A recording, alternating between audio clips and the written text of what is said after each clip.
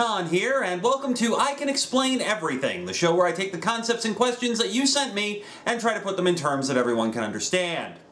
Today's question comes from Movie Brat, who wants to know what the Speculator boom was and how it all came about.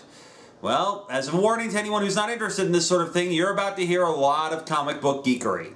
So with that said, to the whiteboard! The Speculator boom refers to a period in the comic book industry, roughly from 1985 to 1993, when mainstream press attention caused a massive upsurge in comic book sales. With the mainstream success of Frank Miller's The Dark Knight Returns and Alan Moore's Watchmen, and then later Tim Burton's 1989 movie adaptation of Batman, the media began covering comic books more often, specifically focusing on the high market value of classic comics. For example, the first appearance of Wolverine in The Incredible Hulk 181 sold for literally thousands of dollars, while a copy of Action Comics #1, the first appearance of Superman, sold for over $1 million. This naturally made a lot of people sit up and take notice, especially people looking for something new to invest in. So, comics suddenly became a hot property, and the comics industry responded by pandering to the collector's market, leading to a glut of #1 issues, collector's editions, and variant covers.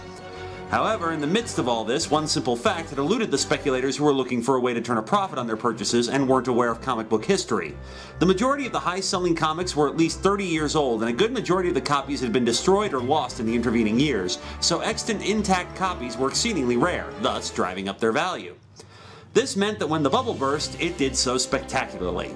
From 1993 to 1997, a majority of comic shops went out of business when sales abruptly went into the toilet. All the so-called variants and collector's editions published during the boom more or less lost any value they may have had. X-Men #1, for example, the hottest selling comic of the 90s, is now worth less than $1 because there were literally millions of unsold issues sitting in Marvel's warehouse. Which, among other issues, led to Marvel declaring bankruptcy in 1997, although they were able to still continue publishing. Other companies did not fare so well, with most independent publishers going out of business as a result. So there's the 90s speculator boom in a nutshell. And honestly, the comic book industry hasn't really recovered from it. This is why Marvel and DC have diversified into other areas of entertainment, and why their comics seem to be a never-ending stream of events, crossovers, and reboots, and so on.